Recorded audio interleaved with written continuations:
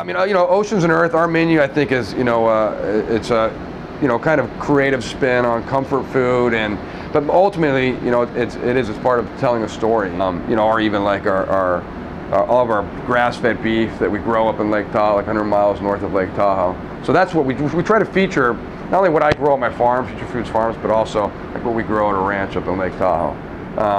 And so, it's telling a story. Every like I said, every dish is, has a theme. Every dish has a story behind it. So, for instance, we'll take the bison here, the grass-fed bison that we're growing up in up there, Diamond Mountain, and we'll serve it with like a succotash, which is Native American, which is the corn. It's like succotash, because they're the ones that created that.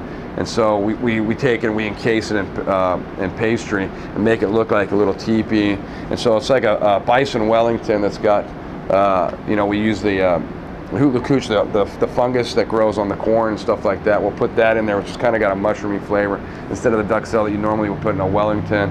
And we'll have like a little burning rosemary sticking out of the top of the teepee, so it looks like it's a teepee, kind of. And then we have the succotash underneath. Sometimes we'll take yucca and do some stuff with yucca, which is also very famous in Native American cuisine. And then we put sauces around the corner of the plate that we call pictographs of sauces, which was, Native Americans used to write drawings on the rocks and on the stones that kind of tell a story. So that's what we're trying to do on the plate.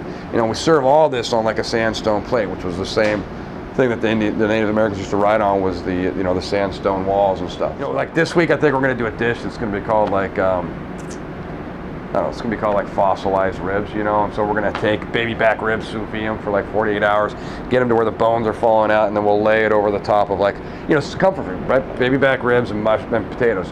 It's something that you can try and stray away, and you can try and get fancy and do all these little, miniature sous vide, and intricate dishes, but ultimately people want still a plate of food, So I think that's what, we never went so fancy that our dishes were super small, and like, we had to take, and then the other side of the realm was comfort food, where it's just not like, there's baby back ribs here and corn and mashed potatoes that are come out of a box or so.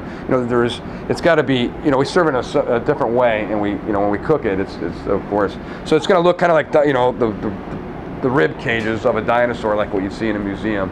With the baby back ribs. So.